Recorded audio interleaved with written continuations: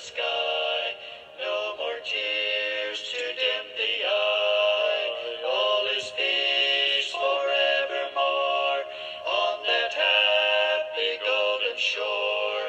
What a day, glorious day that will be. What a day that will be when my Jesus I shall see, and I look upon his face, the one who saved me by his grace. When he takes me by the hand and leads me through the promised land. What a day, glorious day that will be. There'll be no sorrow there, no more burdens to bear, no more sickness, no pain, no more parting over there. And forever I will be with the one who died for me. What a day, glorious day that will be. What a day that will be when my Jesus I shall see, and I look upon his face, the one who saved me by his grace. When he takes me by the hand and leads me through the promised land. What a day, glorious day that will be. What a day, glorious day that will be.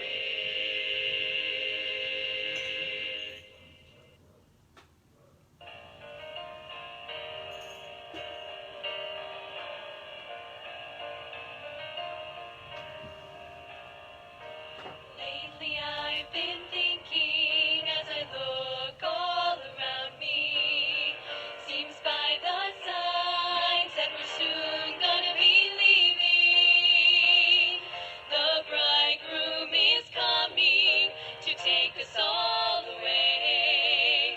Maybe tomorrow, but I pray that is today. And we will fly away in the twinkling of an eye, leaving all our heartaches, telling them all goodbye as we will fly away when he hears his father say, Jesus, go and get your bride, today's your wedding day.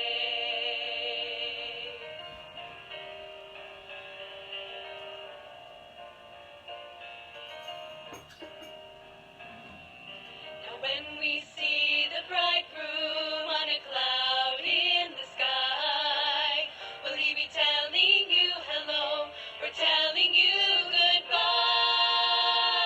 Oh, be sure and be ready to meet him face to face.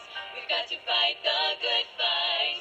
We've got to keep the faith, and we will fly away in the twinkling of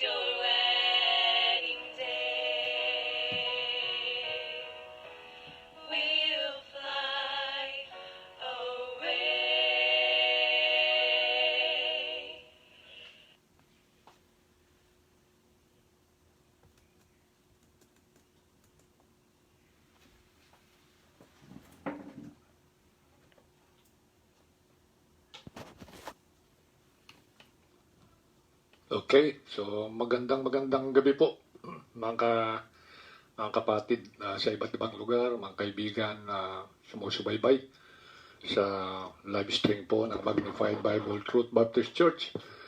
Ito po yung dating Friday. Ngayon po ay ginawa po nating Tuesday para po merong 2 araw na bakante preparation for Sunday. At nagpapasalamat po kami sa inyong mga panalangin at sa inyong pong mga pagsubaybay.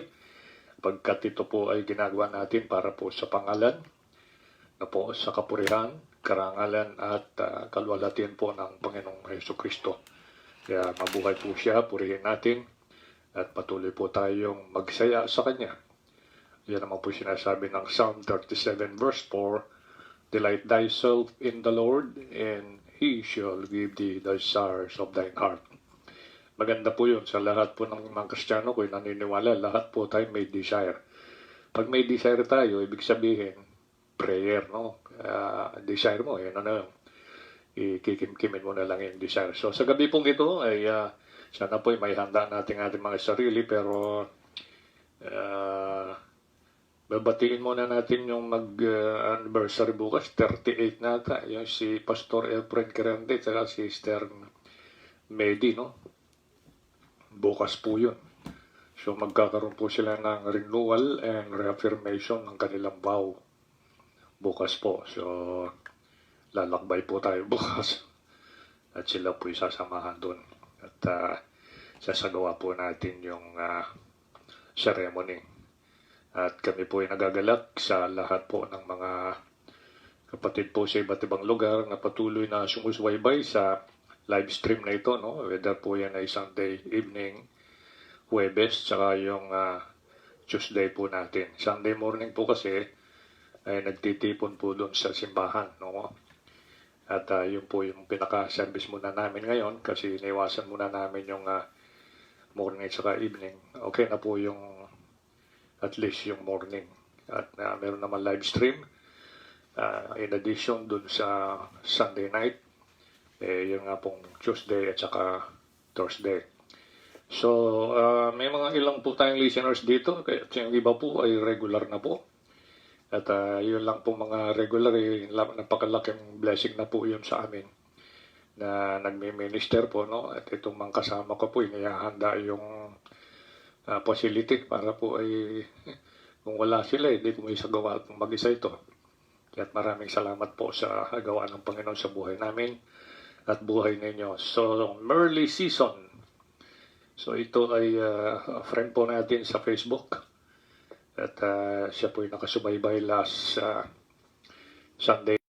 And then, Sister Jaisel, at least nakasubaybay siya. And then, nag-appear yung name niya. Dubai siya, Dubai. Itong Sister Merly Season, di ko alam ito kung Hong Kong o Singapore din ito. Napasensya ka na. Merly, ano. So, actually ito, isang professing na kapatid. And then, si Pastor Bong Malyari. Yan po yung Goshen. Bible Faith Baptist Church, Kapas. Marlin Lumba, Punzalan. Tapos, Sister Ann Animos, Cambodia. Cambodia ka ba, Sister? O medyo nagibang kuwan ka lugar? Sister Marisa Ortiz Cruz, Singapore, ay nagiging regular po.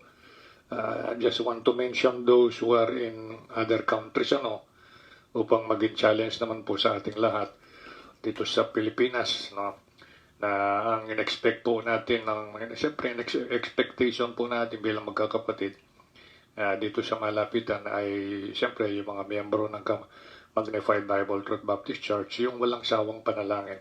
Mahalaga na po yun. Kung hindi man po kayo makapag-likes, naintindihan na po namin yun. At makapag-comment. Pero kung magawa ninyo, it's better po yun. Para din naman sa mga nagtitingin ng likes saka yung sa comment. Sister Charlene Jobel, yung Cambodia, from time to time, I think ito ay nanonood. At nakapag-service na rin po dito yun, nakamasyal sila. And then, Sister Lynn Posada sa Lapos, Mrs. po ni Brother Jimmy Lapos, no? At kumusta na kayo dyan, mga kapatid? Sister Alicia Wilson, Baguio, Ang sabi niya ay bumabagyo. Palaging umuulan tsaka malamig. Mr. Maribel, yan, Madlang Awa, Cambodia. May mga Cambodia tayo rito. Misis ni Pastor Joel Madlang Awa. Tapos si Jail Johan Alacar. Johan Alacar. I don't know kung ito po ay anak ni Brother Dan ay kwento.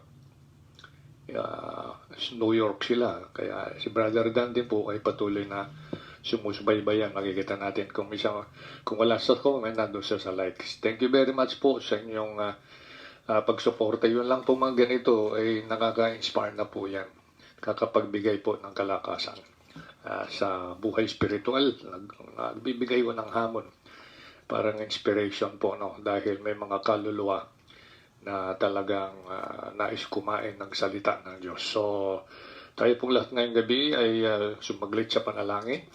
Panganamin Diyos na dagilan, maraming salamat po. Naidagdag mo na naman ang pagkakataon sa amin upang maglingkod. May taas po ang iyong salita. May paunawa po, lalo na sa mga kapwa Kristiyano sa iba't ibang dako ng mundo.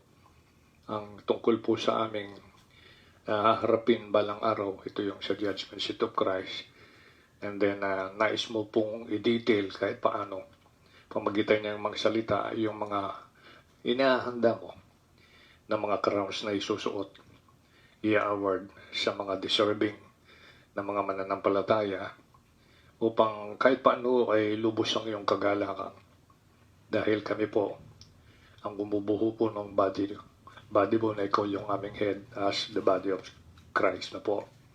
At kami nagpapasalamat dahil patuloy kang gumagawa ng effort para ipaunawa, ipadama sa mga bawat mananampalataya. It is not just salvation namin ang iyong pinaghirapan at pinagtrabaho o kinamatay. At ang pangarap mo after that ng bawat recipient ng salvation na yon, redemption ng kanyang kaluluwa, gift of eternal life, forgiveness ng kasalanan, ay magkaroon pa siya ng isang bagay na kasi 1,000 taon na pagsama sa iyo, pag-reign sa 1,000 years.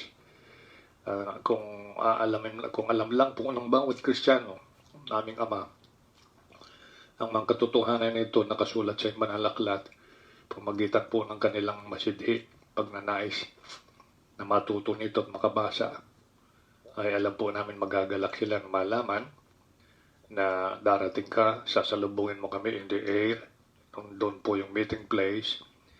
And then at the same time po ay meron na kami bagong katawan noon, glorious body, incorruptible, and then immortal, hindi na po mamamatay. Harap kami sa iyo sa Judgment Seat of Christ para i-reward mo, i-award mo yung mga crowns na yung pinaghanda para naman na at least alam po namin na magagalak ka na ito'y ipuputong po sa bawat ulo ng mga mananampalataya during that time. We don't know na meron ka pong mga angels na tinalaga na sa pamumuno mo na mag-aalay nito. Looking forward, we're so excited to have that, Lord, and see that. At nais mo, Panginoon, na ang mga anak mo ngayon, hindi lamang po sila kaiba na grupo ng mga mananampalataya, kung saan sa panahon na ito doon mo inalay ang iyong buhay ka sapagkat ikaw ay naging biyaya sa amin. Salamat po at this is para na-imagine na namin ang magaganap at pag knowing the details kung paano ma-acquire, maging rightful sa mga crowns na ito ay pinasulat mo sa banal kasulatan. Kung anong dapat namin maging behavior, ano na dapat namin gawin, dapat namin may paghanda na may kagalakan sa puso na totally ay dumidependent na nanalik sa iyo. So, handa mo po ang aming mga puso at kaisipan as we talk about these crowns na tinuturo mo sa banal kasulatan. Christ's name we pray. Amen. So, sana po sa gabing ito ay muli po natin buksan yung ating Biblia doon sa 2 Timothy chapter 2.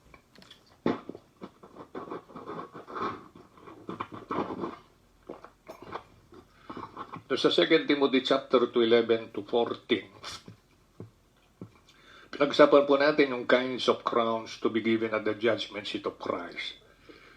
Napakagandang matutunan malaman ng mga ito sapagkat nung pag inuunawa mo at ninanamnam, napakagandang puso ng Panginoon na ito.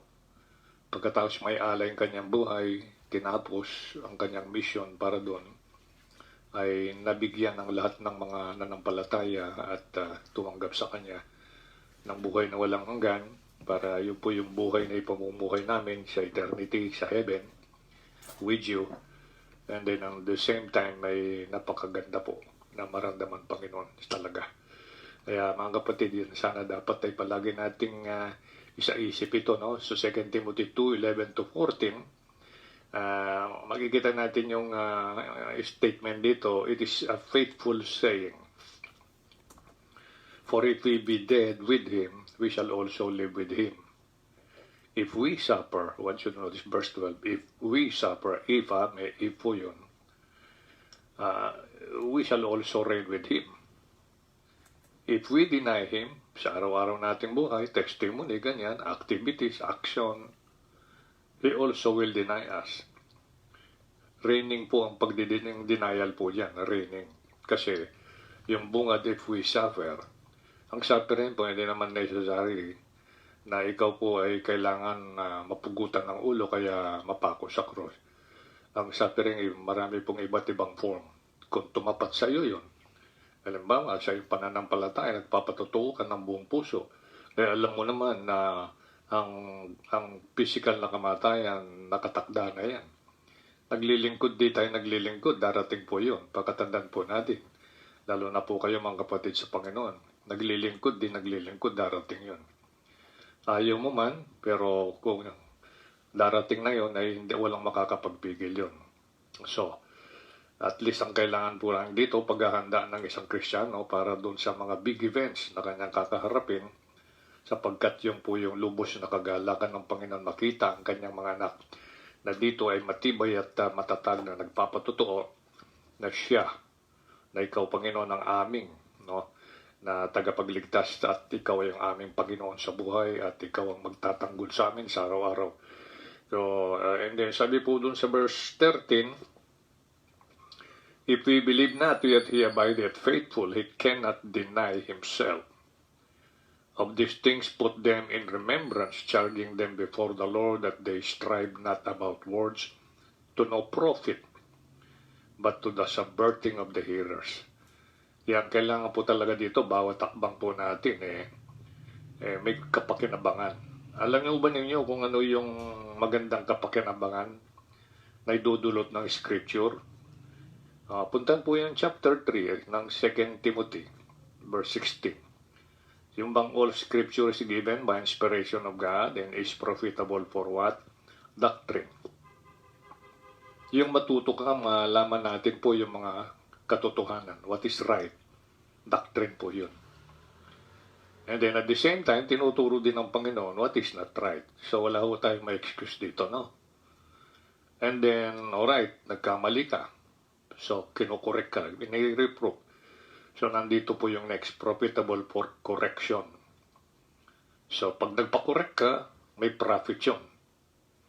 And then, another one, yung instruction. Pag tumatanggap ka ng instruction, pinamumuhay natin, may profit yun. Dito pa lang po, yun meron ng temporary yan. Blessing dito.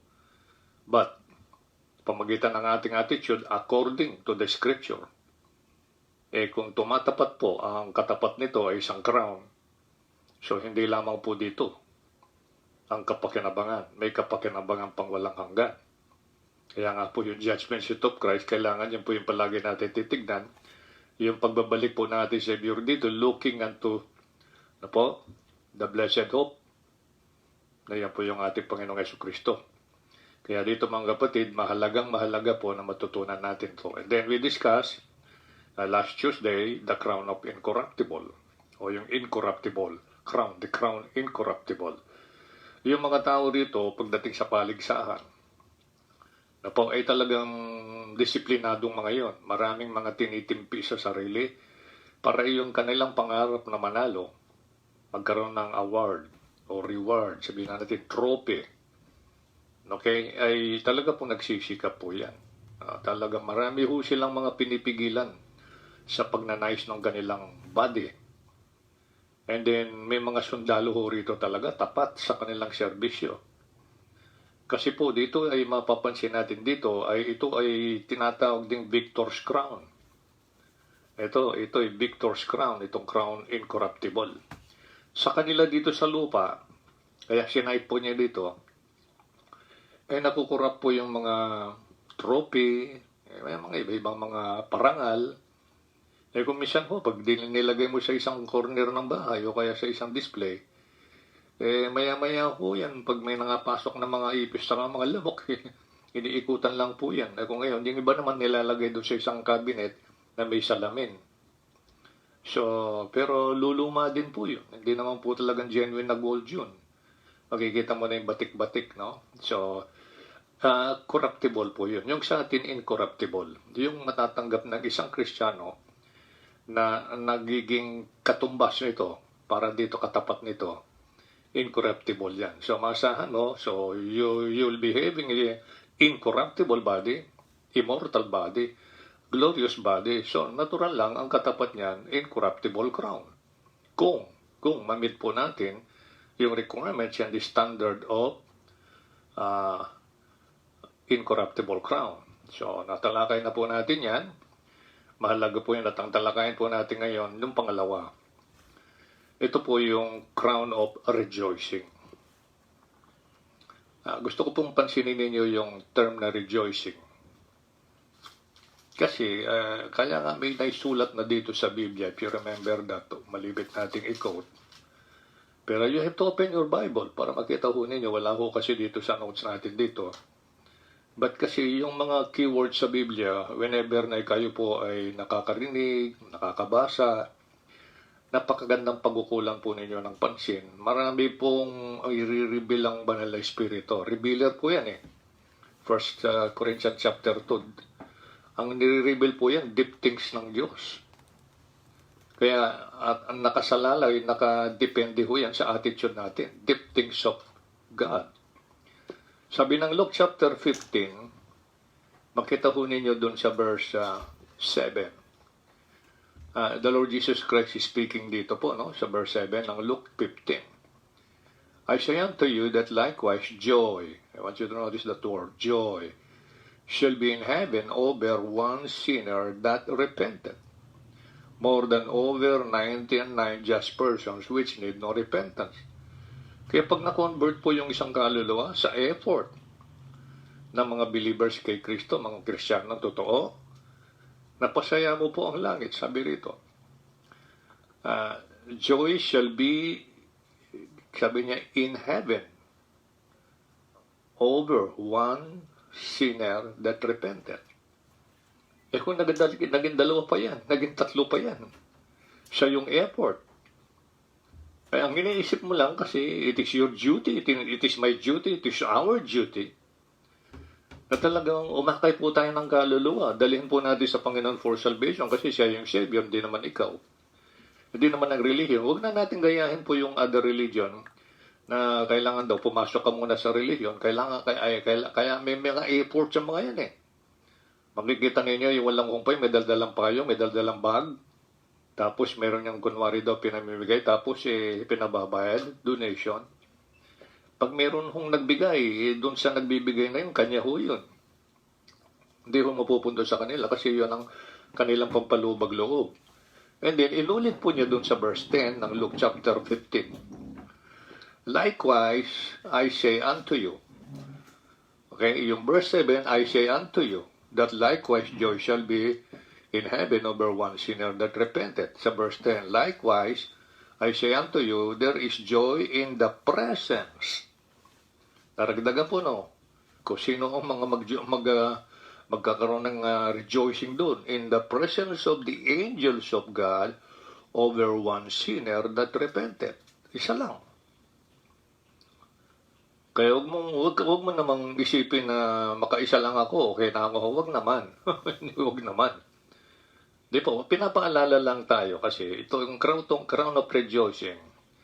Yun lang po ay makikita na natin kung ano ang kahulugan nito at kung ano ang gustong ipaunawa ng Panginoon. Sipin mo siyang kaluluwa. So, this is about soul winning. Kaya tingnan mo natin yung 1 Thessalonians 2:19-20, no? 1 Thessalonians 2:19 and 20. Ito ko yung pinasulat ng Banal Espiritu kay Paul. For what is our hope or joy? What you know is that word joy. Or crown of rejoicing are not ye, yung kausap po niya, doon sa Thessalonica. Mga believers po ito. Okay? Mga believers po yan. Are not ye, hindi ba kayo? Yan sinasabi po niya, no? Very clear. Kung titignan mo itong 1:1 ng 1 Thessalonians para makita ho ninyo kung sino yung kanino naka-address ito. Paul and Silvanus and Timotheus unto the church of the Thessalonians which is in God the Father and in the Lord Jesus Christ.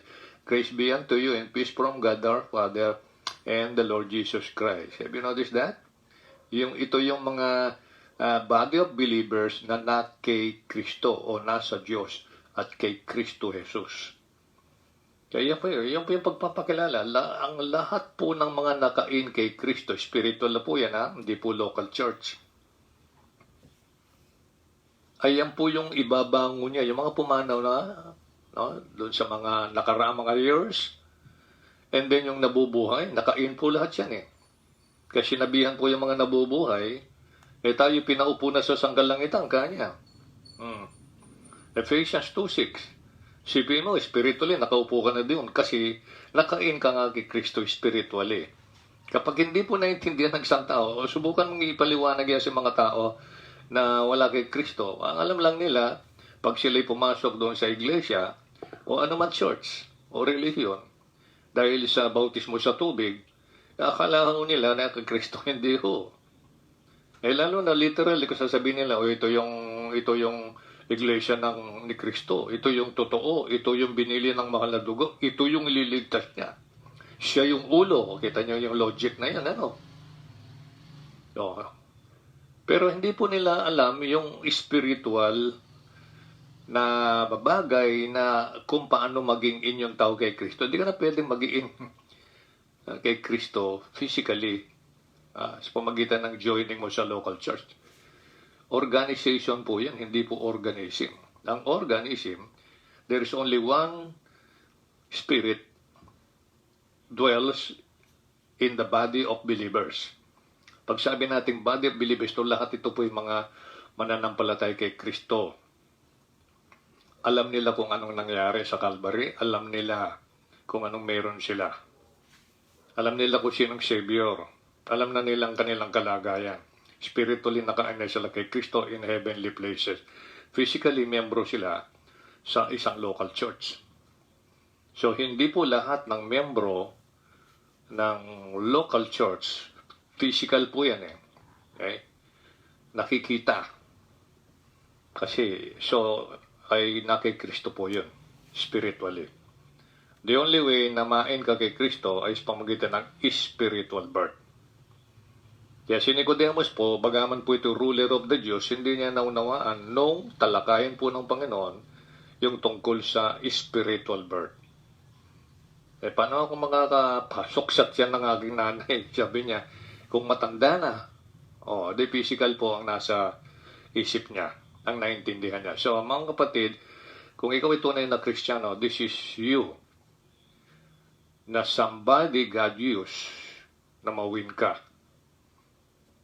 At yung tao na ginamit ng Diyos na naging obedient kay sumunod, maaring may excitement pa yun.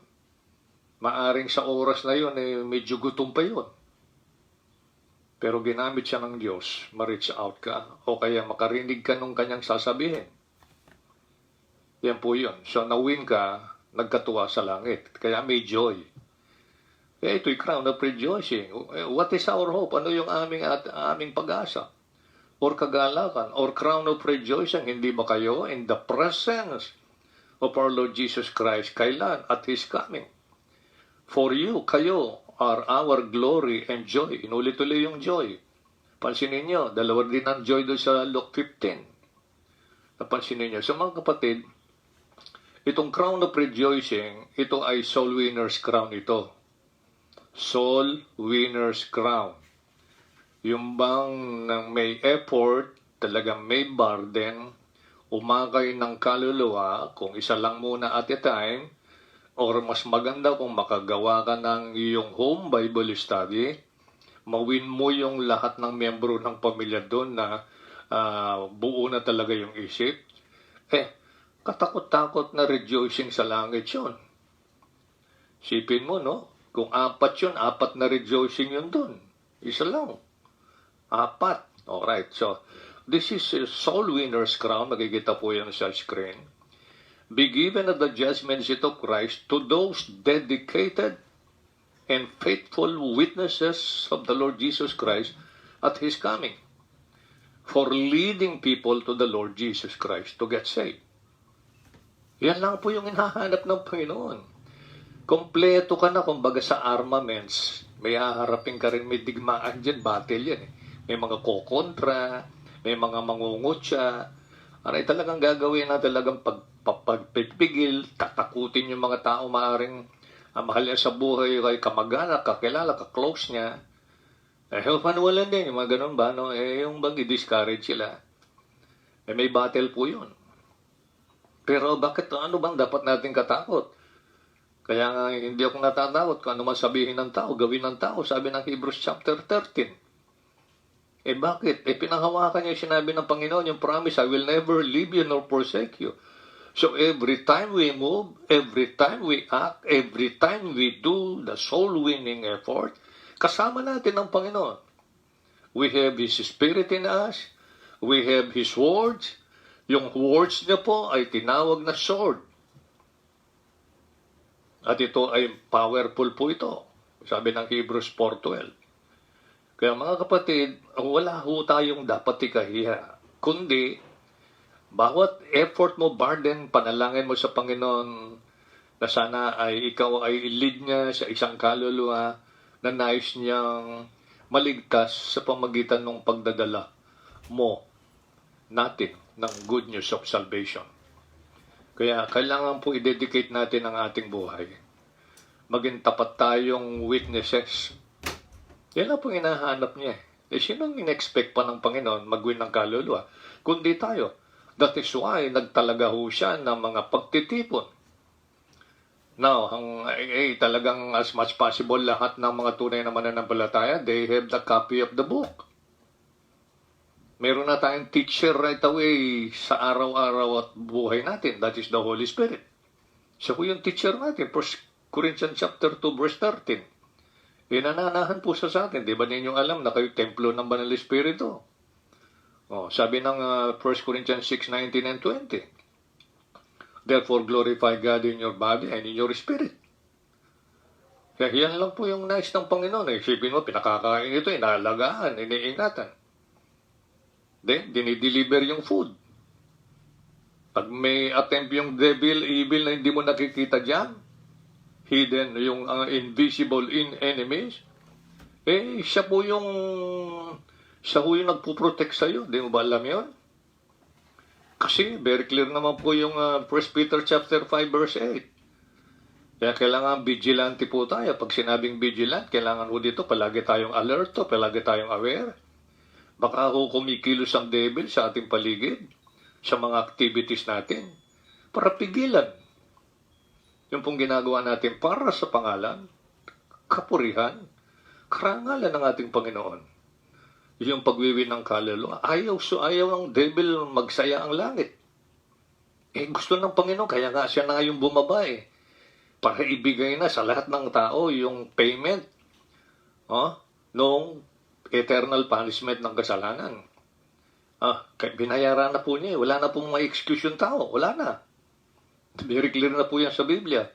Pero hindi po automatiko. Pakatandaan po natin, I repeat, hindi po ito automatiko o automatically na lahat ng tao ay na-redeem na, natubos na.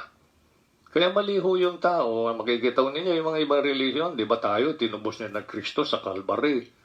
Di ho nila naintindihan ho yun. Kasi ho yun ang pinapaabot ng mga aral. Totoo yun. Lahat po ay binayaran ng Panginoon ng kanilang eternal punishment sa hell. Para hindi na sila mapunta nga doon eh. Ayan po yung dapat maliwanag sa inyo po na ikaw nakikinig ngayon. Wala hong religion. Ang mga religion nakikita natin ngayon, mga organization po yan. Kaya ho, bago ho yan, tanggapin ang organization na yan, lalo na sa Pilipinas, kailangan ho ma-restore yan sa Security and Exchange Commission. Bilang ikaw po ay lehitimo na kinikilala ng gobyerno yung right mo, alright? Na bilang isang grupo o ng organization, yun ang pangalan mo. Pero hindi po lahat ng nandyan po ay sa Panginoon. Kasi po, ang maghahatol po dyan yung salita ng Diyos. Pag sinabi ng Panginoon, He that believeth on the Son, ang sumasampalataya. Sabi ng Biblia, I may. Yan po yung term ng Panginoon, may eh. Pag sinabi niyang may, di mayroon, buhay na walang hanggan. Ang hindi sumasampalataya, hindi niya makikita yung Son. Shall na o yung buhay, shall not see life. Ano ang meron pa dun sa tao, ayaw manampalataya, ayaw maniwala? Yung puot ng Diyos, nananahan pa sa Kanya. O kita ninyo, yun ang kalagayan po ng isang tao, hindi pa sumasampalataya. Pero sandali lang, ay sumasampalataya naman ako mula nung malit pa kami Totoo po yung sumasampalataya siya, pero sino sinasampalatayan na para siya ay dalhin sa langit? Sino ang kanyang sinasampalatayan na nagbayad ng kanyang kasalanan? Ano ang mayroon ka bilang sumasampalataya? Meron ka na bang buhay na walang hanggan? Hindi niya masagot diretso yun eh. O meron ka bang Holy Spirit? Hindi rin niya kayang masagot yun eh. So, ligtas ka na. O hindi ho niya kayang sagutin ho yun eh. Kasi ang alam ho nga nila, maliligtas kahit na sila ho'y nagsasabi, nagpapatotoo, na sumasampalataya kasi maliligtas pala. Iba ho yung ligtas sa maliligtas. Iba yung mayroong buhay na walang hanggan sa magkakaroon. Magkaiba po yun. Simple lang naman po yung salita. Hindi ho mahirap. Kaya yung puot ng Diyos nananahan, di ibig sabihin, nananatili pa rin po yung pag-aaway ng Diyos sa taong makasalanan. Bakit? Yun ang sinasabi ng Romans 5:10. Enemies of God. O ano ang may papaliwanag mo dun? Yun po yung declaration ng Diyos. Lahat ng po ng tao, by nature, kaaway po ng Diyos. Bakit? Pinili po nila yung kaaway ng Diyos, yung devil. O di kaaway ka na rin ng devil. Kaya yung pong ninuno natin, nung sila'y bumigay sa pandaraya, panunukso ng devil, doon na po pumasok ang kasalanan. Doon na po tayo nakakuha ng lahi. Kaya nalalitay na po sa ating nature ang makasalanan. May nature na po. Kaya yung bata po, pero hanggat hindi umabot ang bata sa tinatawag nating age of accountability, ano ba yung age ng accountability? Pag po naiintindihan na niya yung sinasabi ng Diyos. Okay, utos. Yan po yung dinideclare. Kaya po yung binabanggit din sa Romans 5, yung kamatayan ay simula kay Adan hanggang kay Moses. Anong ibig sabihin ng hanggang kay Moses? Ibig sabihin, Pastor, after Moses, wala na yun. Hindi. Ang sinasabi, after kay Moses, kasi kay Moses, ni-reveal po, binigay yung law.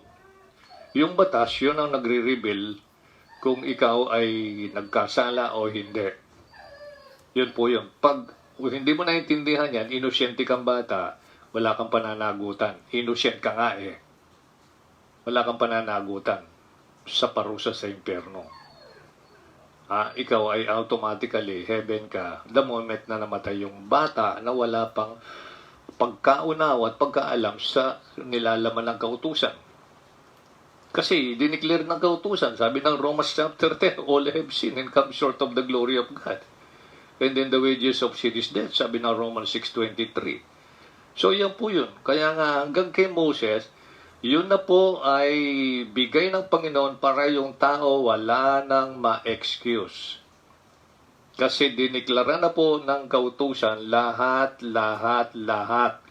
ay makasalanan. O ngayon, kung lahat ay makasalanan, kabayaran ng kasalanan, kamatayan. Ayan po yung declaration ng Diyos. So anong solusyon? isa lang po yung nagbayad yan. And that is the Lord Jesus Christ. Binayaran niya ang parusa sa na walang hanggan sa impyerno. Kasi pag namatay ang tao na hindi po nasolusyonan, hindi siya nagkaroon ng buhay galing sa langit, hindi ho siya nagkaroon nung blood ng Panginoong Jesucristo, the application of the precious blood of the Lord Jesus Christ. Tinawag din po yan innocent blood sa Matthew 27. Kasi wala naman ho siyang kasalanan, hindi naman ho siya dapat mag-shed ng blood. Wala naman ho siyang dapat, hindi naman siya dapat parusahan kasi wala naman siyang kasalanan. Yung pinaparusahan po yung nagkasala lahat ho ng tao, sa ilalim ng kautusan, batas, bigay kay Moses, umabot po hanggang kay Kristo. Pagdating sa Panginoong Jesucristo, sinold, nilutas po ng Panginoong Jesucristo, once and forever yun. Kaya po yung kautusan ay nag-end po kay Kristo. Romans 10:4. Pakatandaan po natin, pag nag-end na kay Kristo, hindi na umiiral po yun. Alright? Ang magagawa lang noon, yung moral aspect. Araw-araw ay tumitino ka kung hindi kang matino. Umaayos ang buhay mo kung hindi dating maayos, magulo. Kaya madilim, lumiwanag na. Kasi si Kristo na pumunta rito as light. Yung salita niya, light. Kita niyo kung gaano kakalaga na makilala ang personal ang Panginoon Jesucristo. Tapos maliit ng ibang relihiyon. Tao lang, maliit na Diyos, sabi naman ng iba. So, kita ninyo yung kanilang mga attitude. So, nakasalalay po doon sa person ng good news of salvation. Kaya po yun. Kaya soul winner's crown. Mga kapatid, pangarap ng Panginoon. Ano sa iyo ito? Pangarap ng Panginoon na magkaroon ka ng crown. Bakit? Kasi siya yung mag-ahari sa 1,000 taon. Kaya tatawagin nga siya King of Kings Lord of Lords. Siyempre, pag king siya ng mga hari, maraming hari, may kasama nga siya kings, plural. Pero siya yung pinaka-king. Maaaring maging isa ka doon. Bakit? Glorious body ka nga yan nga yung pangarap ng Panginoon. Lahat time, mga glorious body. Kahit anong gawin ng mga tao at that time, kasi ang salvation doon ay by works. Sino? Doon sa mga pumasok galing sa tribulation period. Na hindi po glorified body yan. Hindi po. As natural nakikita mo. Kaya lang, they endured unto the end. Yung mga napugutan ng ulo during tribulation period, alright, ay muli silang ibinangon ng Panginoon kung paano rin binangon si Lazaro, kapatid nila Marta. Kung paano yung mga binuhay ng Panginoon during his earthly ministry, namatay din yun later on. So, babangon sila ng Panginoon. Pasok sila sa tribulation.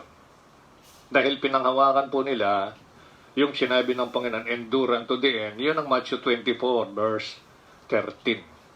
Na paborito naman ng maraming relihiyon ngayon ginagamit. He that endureth unto the end shall be saved. Ano yung kanilang argument, logic? Anong sabi ng Biblia? Ang magtiis hanggang sa wakas ay maliligtas. Kita niyo yung mga tikada, no? So, paano naman magiging tama yung baptist kanya? Ligtas na daw. Ito maliligtas pa lang. Kita mo, pinagkokontra nila yung Biblia. Hindi ka ba sasakit ang ulo sa ganon? Paano mo naman paghambingan yung dalawa? Ephesians 2:8. Sa biyaya kayo'y nangaligtas. Hindi sinabing maliligtas. Kita mo, kasi nga, papasok dito ngayon yung John 1:17. The law was given by Moses, but grace and truth came by Jesus Christ. Kita nyo? Pero na pagkaiba ho yun Kasi lahat ng dinidemand na parusa ng batas, si Kristo na po ang sumagot. Pakatandaan nyo, I repeat, lahat po ng demand ng batas na naibigay kay Moses sa lahat ng tao ay nilutas, binayaran na po ng Panginoon. Kaya lang, hindi po magkakabisa, magkakaapekto sa isang tao na patuloy pa rin nananalig sa kanyang sarili, sa kanyang nagagawang mabuti, sa kanyang masikap na paggawa ng kautusan, at sa mga commandments of men na tinuturo ng maraming mga namumuno sa maraming relihiyon. Paano may bigay sa Panginoong Jesucristo ang glory kung yung kalahati kinukuha ng isang tao? Bakit? By works nga eh. O di ba kinukuha yung glory doon? Siya na nga namatay for all, sabi nga niya, for all. Bakit in-exclude mong sarili mo? Okay, kung yan ang gusto mo, mahirap po yung ganong situation. So what is our hope, or joy, or crown of rejoicing, are not even yet in the presence of our Lord Jesus Christ of His coming? For you are our glory and joy. Note, may note po tayo dyan. This is the soul winner's crown be given at the judgment seat of Christ to those dedicated and faithful witnesses of the Lord Jesus Christ when at His coming, for leading people to the Lord Jesus Christ to get saved. Compare natin yan, Philippians 4.1. Sa Philippians 4.1, mga kapatid, ganito po yung ating makikita. Therefore, my brethren, dearly beloved, long for, na aking pinananabikan, namimiss ko na kayo, my joy and crown. I want you to notice that. Paghambingin yung 1 Thessalonians, so stand fast in the Lord, my dearly beloved. Ang sabi niya, therefore, my brethren, dearly beloved, and long for, my joy and crown. So stand fast in the Lord, my dearly beloved. Kasi nawin niya yung mga ito eh. Natandaan niyo yung Philippian jailer? O yun, isa yun. So my joy and crown. Sila yun, itong kausap niya, kayo yung aking kagalakan at crown. So magpakatatag kayo sa Panginoon, my dearly beloved. Napakaganda yun. Kaya alam mo mga kapatid, pagdating ng araw, yung mga na-wiwin mo, nadadala sa Panginoon for salvation, kasi pinag-pray mo sa Panginoon to. You have the desire, you have the pardon. Hiniling mo sa Panginoon na hindi ka mahihiya, hindi ka matatakot. Every time you pray, kiklaim mo yung sinasabi ng Panginoon, hindi ka niya iwanan, pababayaan. Sabi ng Panginoon, magsaya ka sa Kanya. Akong bahala. Bibigyan ka ng word. Pag nag-pray ka kasi nag-a-attempt ka na maglingkod, pangaral, i-share yung salita niya, Lord, please po, bigyan mo ako ng words to speak. Pag dinideliver ko po yung message mo. Sabi mo sa Holy Spirit, gabayan ka kasi siya yung teacher mo. Wala akong may excuse ang sino man sa atin, mga kapatid. Kaya kung dadalhin natin ngayon, dahil ito ay soul winner's crown, ito ay crown of rejoicing na you remember already yung Luke 15, 7 and 10. Ito, palaging joy-joy ito, no? Maging doon sa Philippians, my joy and crown, so stand fast in the Lord, my dearly beloved. Let's compare that with Daniel 12, verse 3. Daniel chapter 12, verse 3. And they that be wise, and they that be wise, shall shine as the brightness of the firmament. Okay? Maliwanag mo yan, no? And they that be wise, kaya kailangan yung keyword yun, wise wise yun. And they that be wise shall shine as the brightness of the firmament. Bakit daw? Kasi magkikita, and they that turn many to righteousness as the stars forever and ever. Ito yung mga talagang inabutan mo, yung bad people, wicked people, sinful sinners, unrighteous po ang judgment ng Panginoon doon. Ibig sabihin, ang hatol po, ang sinasabi ng Panginoon, mga unrighteous yan, wicked. Yan ang term niya, sinful. Children of the devil. Children of hell. Yan po yung mga term ng Panginoon sa Biblia. Ngayon, sa iyong effort, gusto mong mawin, nilapit mo sa Panginoon, yung burden na yon. Ay, gusto ng Panginoon nga yan eh. Matutuwa. So, yan. Kasi niling mo eh. Nararamdaman mo yung burden at desire. So, ginawa mo. And then, yung unrighteous, naging righteous. Kita nyo? So, hindi ho yan mawawalang saysay. Very clear ho yan. They that be wise. You remember yung 11:30 ng Proverbs? He that winneth souls is wise. Ayan po yun. Paghahambingin ninyo ang kasulatan. He that winneth soul is wise. So, anong sabi ng Daniel 12:3? And they that be wise, ito yung soul winner, shall shine as the brightness of the firmament. Isipin mo yan, ano? Yung crown mo, ang daming stars, ang daming precious stones. Pinag-aralan na natin yun, gold, silver, precious stones. So, nagniningning po yun. Bakit? Talagang masipag kang mag-soul win. Masipag kang magagay ng kaluluwa. You spend, nag-invest ka dyan. Alright? Maraming form of investment. In the form of foods, in the form of what? Friendship. No? Marami. Maybe sometimes, wala siyang pamasahe, pinamamasahe mo. May mga ganun. So, maraming bagay ho. Paggugustuhin lang ng Kristiyano. Huwag mong kupitin. Huwag mong kimkimin. Pag binubunsod ka ng Holy Spirit. Kaya kung minsan maraming Kristiyano, ang tagal-tagal ng panahon, parang malungkot yung buhay. Parang kasiyahan na lang nila yung makapag-attend ng party, birthday party, tapos kasalan, o piyesta, yung mga gano'n, no? Siyempre, wala naman busog na kainan pag may patay. Mostly, biskuit, yung mga gano'n, no? etc. No? Meron din mostly naman sa loved ones nila yun. Mga bisita, o kape ho kayo dyan, o ito biskuit, o butong pakwan, yung mga gano'n. Maramihang gano'n. So, ayan. Nakita ninyo? He that winneth soul is wise. Kaya sabi nung last part ng Daniel, and they that turn many to righteousness as the stars. Kita mo yung crown na yon, naglalagay ka ng precious stones, kasi yun ang nawiwin mo yun precious stones Mga kwanito, mga individual. Kaya nga, pagdating ng araw, kasi napasaya mo yung tao, di ba ha? Napasaya mo langit. Pangalawa, napasaya mo yung tao. At syempre, sino naman hindi masisiyahan? Nawin mo, di ba? Kaya kung minsan, nagalak ka, uy, ganyan, no? Kaya talagang crown of rejoicing to. Mga kapatid, ito bang ganyan? Pagkakait mo ba sa Panginoon yun? Yung ganung effort, pray ka lang. Pag naduduwag ka, humiling ka ng power sa Kanya. Kaya every time you pray, hilingin mo sa Panginoon, Lord, just fill me with your wisdom and power.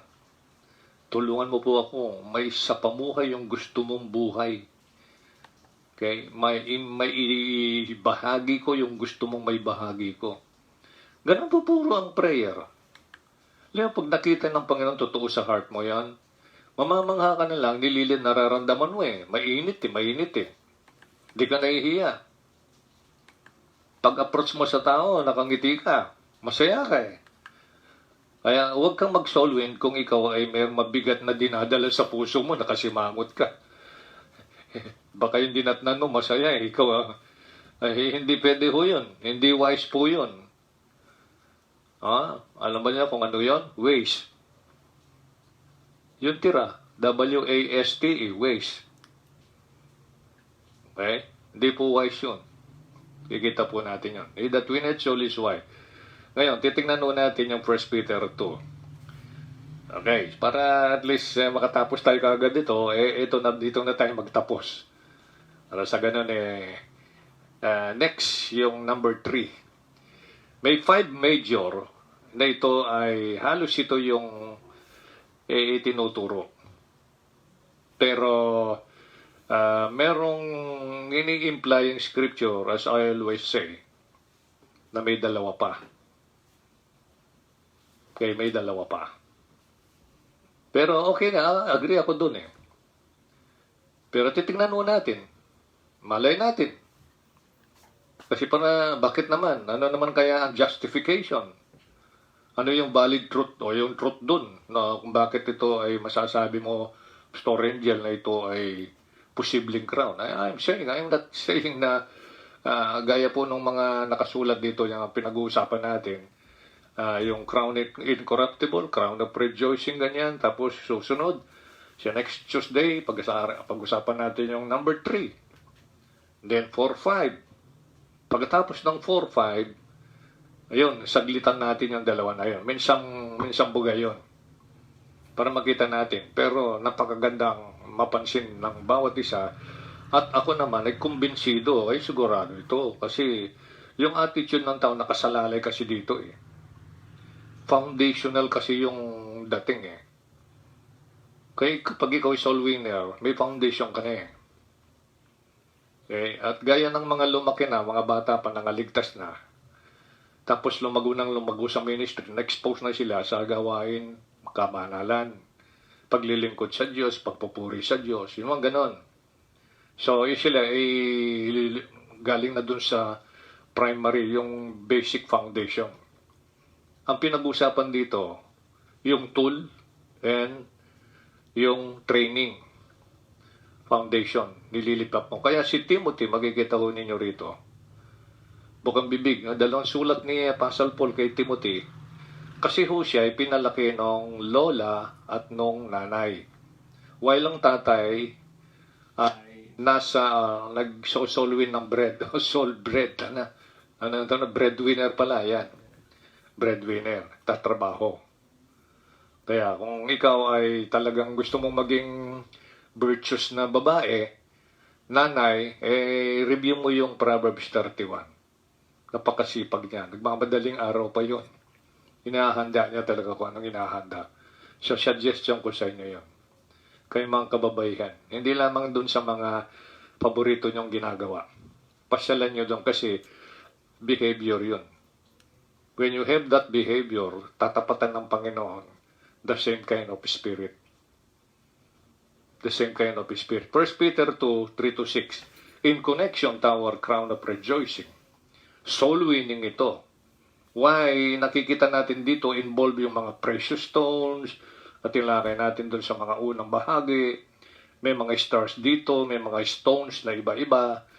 Sabi ng 1 Peter 2, 3-6. If so be, you have tasted that the Lord is gracious. Natikman mo na. Okay? Napaka-gracious ng Panginoon. If so be you have tasted that the Lord is gracious. Sino nang, kumbaga, sa ginaan po niya dito sa food eh?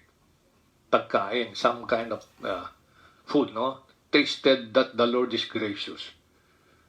Yan, gracious. Natikman niya, ibig sabihin naranasan. Naranasan niya. Natikman niya, nasaksihan, napatunayan, yan.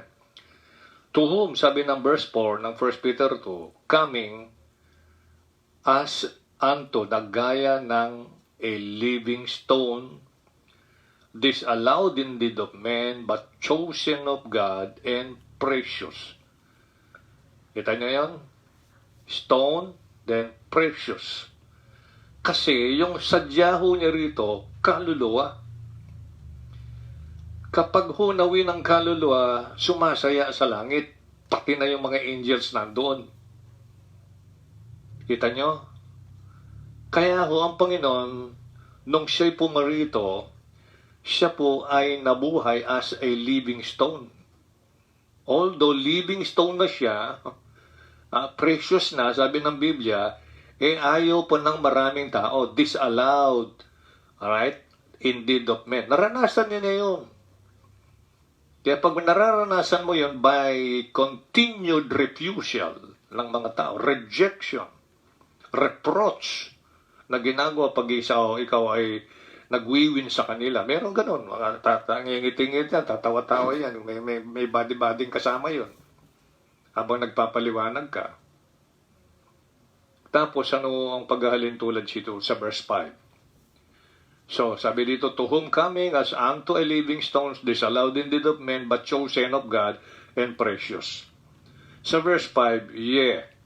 Yan ito yung mga mananampalataya. You also as lively stone. Bakit? Nawin nga itong mga to, kaya considered silang lively stones, precious stones. Yan. Yung mga ganun yun. Kaya makita natin sa verse 4 naman yung stone and the precious stones. Buhay yan, ha? Buhay. Yung kaluluwang patay, nagkaroon ng buhay kay Kristo. Naging living. Kaya sabi ng Biblia, Colossians 3, verse 1, risen with Christ. Spiritual po yun. Risen with Christ. Nang kayo ay dead, alam ba ang picture ng dead? Kung imaginein mo, nakahimla eh. Nakahiga, nakaplat yung likod sa floor o sa bed o sa kabawong. Kaya nga wala pa akong alam dito na naglilibing na patayo eh. Di ba? Puro pahiga ho. Yan ang dede. Yan ang picture ng dede. Eh pag risen, bumangon, di ba? O ganoon. So bumangon. So tayo po ay nagkaroon ng spiritual resurrection. Yan ang unang sinold ng Panginoong Jesucristo sa lahat ng mga taong na-reach out ng salita ng Diyos na naliwanagan because the Word of God is life and lamp. Dahil po yung may salita niya, yung naglutas ng kasalanan ng tao, siya po yung the light na parito to give light. Kita nyo? Paghahambingin ho ninyo. Siya po yung naparito magbigay ng buhay, John 10:10. Hindi lamang po basta-basta buhay and abundant life ang wika po sa John chapter 10. Kaya pagdating mo ng John 10:28, eternal life po yun. Yan po yung dala ng Panginoon. Kung kilala nyo siya, yan po yun. Yan ang bigay niya. Kasi yung tao nasa darkness. Yan ang makikita natin sa Acts 26 verse 18. Nasa darkness. Kaya nabilinan niya si Apostle Paul na nanaliwanagan sa issue ng kaligtasan, issue ng Savior, issue ng Messiah who died for our sins. But the third day he rose from the dead. Kaya sabi niya, ay kung mo sila, deliver them from darkness unto light, from the power of Satan unto God. Yan po yung kalagayan ng isang tao naturally. Bilang makasalanan, kaaway ng Diyos, anak ng devil, wicked, sinner, sinful, anak ng impyerno, dead in trespasses and in sin, separated from God, sabi ng Isaiah 59:1 and 2. So, ang daming description ng Biblia, kaaway ng Diyos, Romans 5:10. Ungodly, sabi ng Romans 5. Yan po yun. Pero dumating po yung sa langit para po i-reconcile yung magkaaway.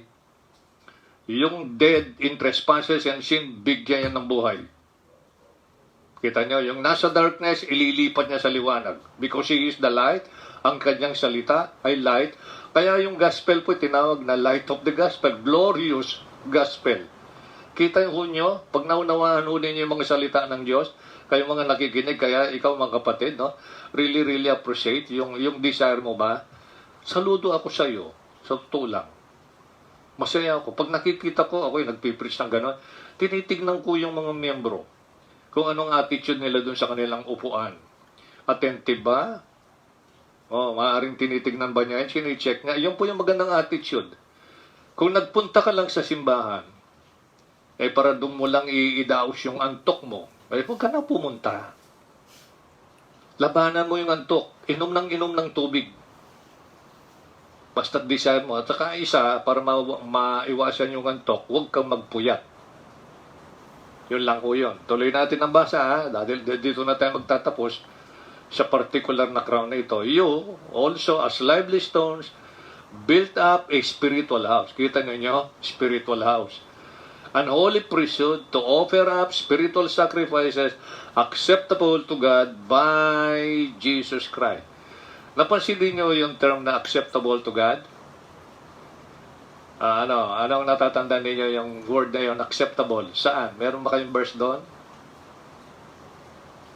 I beseech you therefore, brethren, by the mercies of God, that you present what? Your bodies, a living sacrifice. Diba? Very clear? Living sacrifice, holy, tapos makikita natin yung acceptable unto God, which is your what? reasonable service. Kaya pagdating ng verse 2, huwag ka nang makiayon sa mundo. Dati, lahat tayo ay mukhang mundo. Mukhang mundo. Ito yung God of this world, si Satan nga dyan Kaya kung ano yung hiling ni Satan, sistema ni Satan, doon ka palagi sa direksyon na yun, mukha ka talagang mundo. No? Mundo. Kaya kung minsan, ay yung mga tao ay nagiging malala, nawawala yung letter M sa mundo. Nawawala ka ng mudo. O sabi ng Bisaya, mudo. Walang mudo yun. Walang mga ganun, no? Ay, yung Ilocano, parang mga ganun. Kasi yun Pero yung, yung po yung accent nila. Wala pong masama doon. Ikaw naman, yung modo mo, sa kanila, tatawanan ka naman doon. Sa kanila, mudo. Walang reason doon, ano. Kanila yun. Igalang mo, respect. So, sabi rito, lively stones are built up a spiritual house and holy priesthood to offer up spiritual sacrifices acceptable unto God. Kaya nga po, ito makikita mo yung verse 5 doon sa Romans 12:1. Ang sabi doon, present your bodies a living what? Sacrifice. Kita mo? And then the same verse na doon yung acceptable unto God. And then which is your reasonable service. Kaya ikaw po, iniligtas para maglingkod. Right? Ang paglilingkod po, unang-una, iniukol sa Diyos. Yung pangalawa, yung kapwa. Kaya nga may Romans tayo, may Galatians 6:10. As we have therefore opportunity. Kapatid, wag na natin palampasin yung oportunidad. Baka bukas hindi ka na makasamba. Nakaligtaan mo yung score. Maka-score ka pa sana. So yan po yung kinalulungkot ng Holy Spirit. Grieve not the Holy Spirit. Sabi ng Ephesians 4:30. Tuloy natin sa verse 6, last. Wherefore also it is contained in the scripture, behold, I lay in Zion a chief cornerstone, elect, precious, and he that believeth on him shall not be confounded. Di siya mapapahiya. Napansin niyo yung elect, precious. Ito naman mga taong madilim isip. Paborito nila yung elect. Kaya ginagamit po yung Ephesians chapter 1 verse 4. Yan, pagkatanda natin, yan ang magandang foundation po yan. Sino si Kristo? Elect. Ano ang tawag sa kanya doon sa, nakikita dito, verse 4, chosen. Elect, chosen. Sino? Jesus Christ. Alam mo ba niyo kung saan makikita yan? Doon sa Isaiah 42, verse 1. Israel, chosen sila. Pinili. Kaya sila pinili para maglingkod. Kaya po yung election tsaka yung chosen for service yun. Pero si Kristo po, siya po yung tinalaga. Pinili ng Diyos. Kumbaga sa kwan, na siya po ang magsasagawa para yung tao may ugnay muli sa Diyos. Kaya pag ang tao nain kay Kristo spiritually, kaya po sila tawag sa Ephesians chapter 1 verse 4, according as He hath, so foreknowledge po ng Diyos yan, chosen us in Him before the foundation of the world. Have you noticed that? Chosen.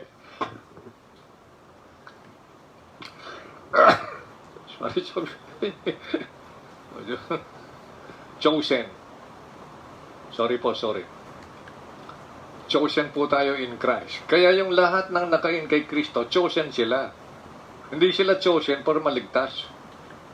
Kaya naligtas na sila, kaya nain sila kay Kristo. Kasi the moment na naligtas sila, bumaba ng Holy Spirit. Ang Holy Spirit ang nag-in sa kanila kay Kristo. Sa paraan ng body of Christ, spiritual body po yun. Ang lahat ng in-invest ng Panginoon, yung mismong body niya. Kaya sa Hebrews 10, sabi niya dun sa Ama, pinrepared ng Ama ng body si Kristo, para yun ang kanyang isuot na body na yon, magsasaper at Calvary. Yan po yung nangyari. Kaya sinilang sa isang virgin. Yan po yun. Pag ugnay-ugnay mo lahat yan, magkikita po ninyo liwanag doon. Kaya yung body na yun ang ginamit. Kaya sa body na yon, He died for all. Tasted death for every man. Ayan po yun. Kaya elect, precious, and he that believeth on Him shall not be confounded. Yan po yung assurance. Hindi ka na mapapahiya.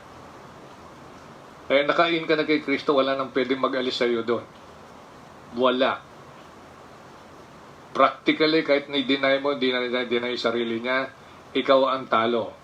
Pag araw-araw na buhay na dinadagdag ng Panginoon sa atin, binabaliwala natin, sinusuklian natin yung everyday na biyaya, lalo na yung biyaya na kanyang pinambayad sa ating kasalanan na hindi natin deserve, and yet binigay po ang tama, ang kailangan ng isang tao dahil siya ho'y nagkaroon ng paniwala ng buong puso, buong kababaan tinanggap na may kalungkutan, no? Yung kasalanan niya na yung pa yung naging daan para po yung God nung mag-manifest in the flesh, dumanas ng kalungkutan, kahirapan, sakripisyo, aray katampalasanan ng tao, kamatayan. Yun po yung nagresulta.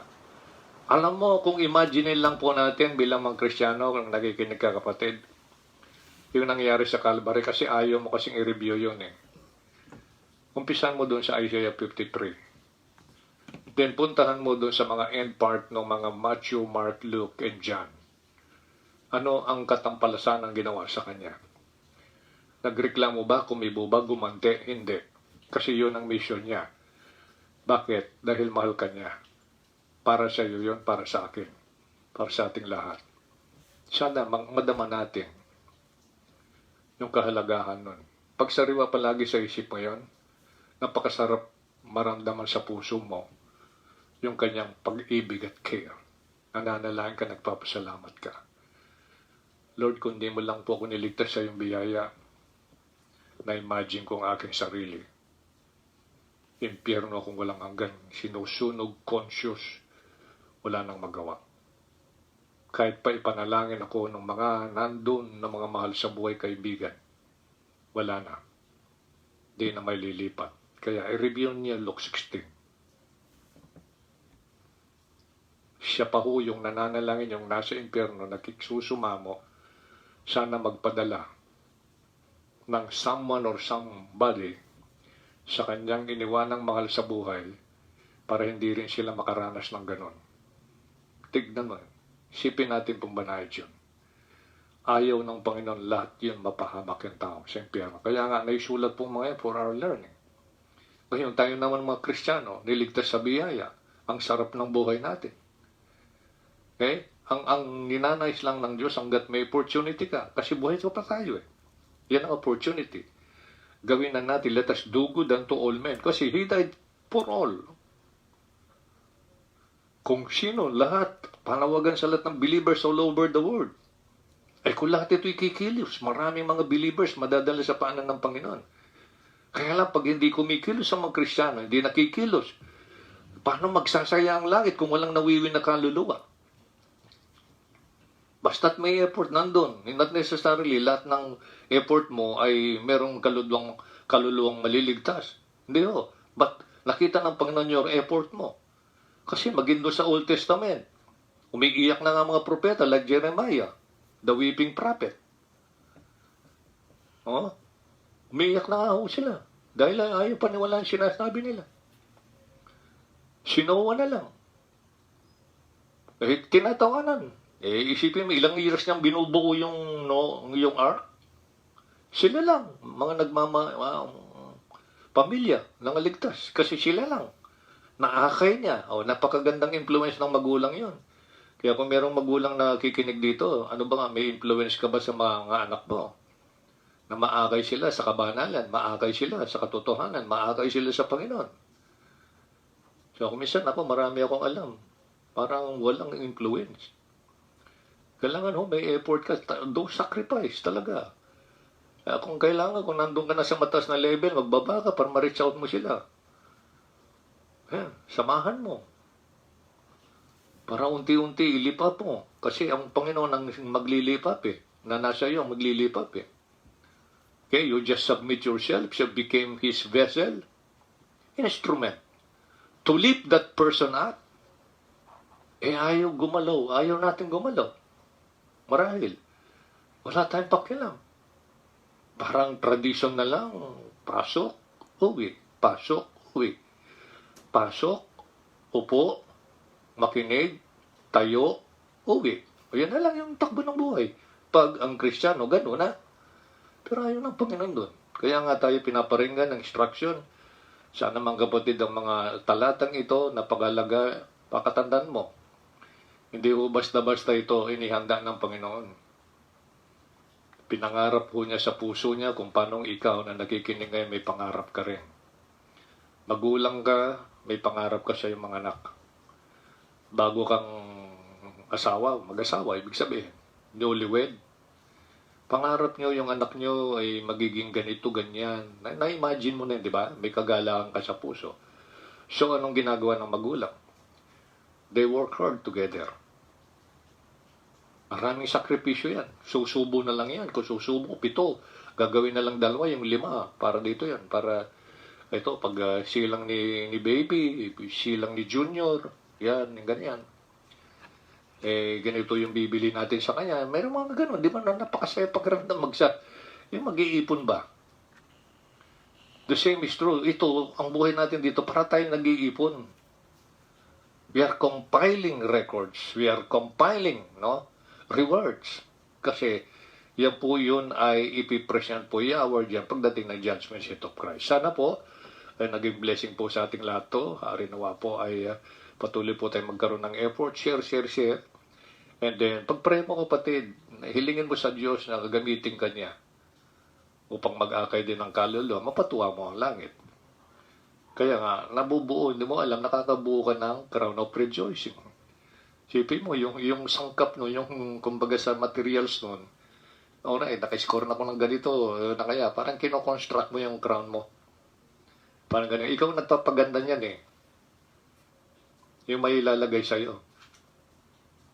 Ibig mo sabihin, Pastor, lahat ng ligtas magkakaroon ng ganun. Hindi, not necessarily. Only those who meet the standard ng crown na yon. Kung million ang crowns doon. Billions. Madali. Salita lang ng Panginoon, lilitaw yun kung yung mundo, laki-laki niyan. Billions ang tao nandito. Salita lang yan, lumitaw na yan So wala hong imposible sa Panginoon. Di ba napakasarap mga kapatid? Maramdaman, kilala mo yung Lord mo, yung Savior mo, yung Tatay sa langit. Alam mo yung ugali niya, malambot ang puso, mapagpatawad, di ba? Mabait, gracious, merciful. Alam niyo kung ito yung pagbulay-bulay ng isang Kristiyano, napakasarap, masaya ang pakiramdam sa buhay. Excited ka pag tungkol sa Panginoon pinag-uusapan. Handa kang magsakripisyo pag bagay na ito ay makakatulong, lalo na po sa gawain ng Panginoon para ay lalong maging efektibo nagkakaisa yung mga anak. Talaga reach out dito, reach out doon. May effort. Yun lang buhay natin, practically, nakikita ng ating kapwa, nagiging masaya na sila. Blessing na tayo sa ganong paraan. Much more, pag meron pang additional na gagawin, eto na yon, visible na yan, magkikita na yan, tangible na. And then, makakarinig na sila. So, mga kapatid, tayo po'y manalangin.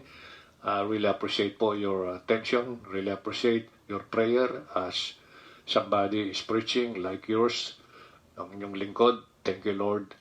Sa oras po na ito, na nailaan mo, na idagdag na ipagkatiwala. Kapag-usapan po natin ng mga crowns na ito, rejoicing. Napakasarap pag pinaghahambing-hambing namin mga kasulatan. Lalo na po yung binanggit mong personal, O Lord Jesus, sa Luke 15:7 and 10. Dinala mo na doon si pinakamababang bilang 1. Soul that's nadala sa paanan nagsisisi. Umaamin siya makasalanan. Alam niya mapapatawad siya on the basis of shed blood. Precious blood. Yun po napakasarap. And then, tagpo yung effort na yan tuloy-tuloy. Dumarami po yung stones. At lalong gumaganda yung appearance po ng crown na yun na yung inihahanda. Dahil in the first place, ikaw na yung unang nagagalak. Dahil po talagang mainit yung pagmamahal ng mga Kristiyano sa iyo. Kaya hindi kinahihiya, hindi kinatatakot na mag-reach out ng kaluluwa dalhin sa iyong paanan for salvation. Ikaw ang Panginoon ang unang naliligayahan. Pangalawa yung tao na malaman niya, maliliwanagan, malaman niya, maunawaan na kung ano ang pinagkaloob mo, anong meron sa kanya. Alam na niya unti-unti yung kanyang future. Dati hopeless, ngayon naging hopeful. Dati sorrowful, ngayon ay joyful. Matamlay ang buhay, ngayon masigla. Gawa ko yun, Panginoon. And at the same time, yung kinaukulang Kristiyano, ligaya na yun. May mapasaya siyang tao. Sino naman po ang taong hindi magiging masaya pag nakapagpasaya ka ng isang kaluluwa? Sana po mga salita mong ito tumimo ng malalim, maalala namin as we follow your method ng pag-aaral, paghambing ng mga spiritual na bagay, which is your word, upang makita namin ang liwanag ng mga sinasabi mo. Para wala na pong ma-excuse ang lahat ng Kristiyano. Ingatan mo kami, Ama, ang hinihiling po namin. Hari naman panatilin mo po ang malusog na pangangatawan. Kalusugan, na sadyang masasabi po namin pinakamahalaga sa buhay na ito, kalusugan. Dahil nagagawa namin mga bagay dapat gawin pag may kalusugan malakas ang aming pangangatawan. Pag matamlay, may karamdaman, marami pong abala ito. Gastos, abala, at kuminsan ay dudulot ng kabagabagan, kalungkutan. Iniisip ang panggastos. Iniisip ang mangyaring ganito, paano yung mga maiiwan, mga ganito po yan. Umiikot sa isip ng tao. Una, ang nais mo, maliwanagan sila sa isyu ng kaligtasan ng kanilang kaluluwa, katubusan, kapatawaran ng kasalanan. Na meron kang gift na wala hong magiging katumbas ito at hindi kayang bilhin ng anumang kayamanan sa mundo kahit na itapat pa ang mundo, yung gift na walang hanggan, eternal life. Salamat po, Panginoon. Pinapaunawa mo dun sa mga Kristiyanong interesado, naniniwala, sabik, makinig sa iyong salita. Yun lang po kasi yung paraan para may paunawa sa kanila. Binibigay yung buong atensyon, taus-pusong pakikinig, pagbulay-bulay dun sa mga salita mo. Salamat po, Holy Spirit, for heading you as our Lord and Teacher. Gabay mo kaming patuloy, ingatan sa gabi, lalo na po yung pagtulog namin ngayong gabi. At handa mo aming mga katawang lupa, aming kaisipan, ang aming puso, para sa araw ng bukas kung sakaling idadagdag mo.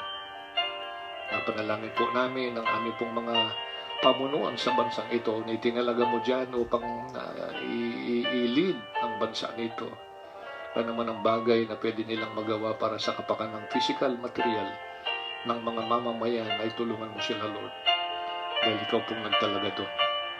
Ang tigid mong damdamin ng bawat isa po sa amin, just continue to pray for them para magkaroon po ng peaceable life. Mas maganda po yung aming paligid na nakakagawa ho kami ng maayos. Lord, minsan po nilalapit namin ang COVID-19 ito. Kung mamarapatin mo, Lord, unti-unti na pong ma-eliminate ang bisa nito, yung cases nito, until bumalik na po dun sa normal na sitwasyon. Upang dito po ay talagang magsasagawa na ang mga anak mo na dati hindi nakakapagsagawa ng bagay para po sa iyo. Yan lang po yung aming dinadaing, nilalapit sa iyo kasi ikaw naman po talaga ang pwedeng lumutas niyan. Wala na pong iba. Ingatan mo kami at patuloy na bigyan ng magandang pagkakataon hanggat ito ay yung pinagkakatiwala to magnify your truth, preach the gospel of the Lord Jesus Christ, because faith cometh by hearing and hearing by the word of God. Sana po lahat ng bagay na yung pinagkatiwala sa mga kinaukulang kami lahat na meron, alam namin what we have from you, ay patuloy mo pong Panginoon, ingatan kayong protektahan, bigyan ng wisdom at power mo sa araw-araw. Salamat sa mga mababait mong mga anak sa kanilang pagbabahagi ng something they have. Salamat po at ikaw gumanti sa kanilang mga magagandang puso. Kasi principle mo yun naman, sinabi mo, hindi po ba, na it is blessed to give than to receive. Sana po sa gabing ito, ay minsan pa, nahandugan ka namin ng matapat na pagiginig, pag bulay-bulay sa iyong salita, at dahil po lahat ng aming kahilingan tonight, lahat po ito ipinamamagitan namin sa makapangyarihang pangalan ng aming Panginoong Jesucristo. Amen. Thank you very much po. Sa oras na ialay ninyo, maraming salamat po. Kahit hindi ko pa tinignan yung mga likes ninyo at mga comment. Looking forward na kahit paano ay meron tayong maakay ng mga tao makinig na salita ng Diyos. It is between them and God na po yun. So, yun lang naman po. Ang hinahanap ng Panginoon, yung effort ng Kristiyano. And then, pag nagkaroon ng effort, lalo na yung combined effort, collective effort, yung magiging maganda. So, good night po. Thank you very much. God bless you all.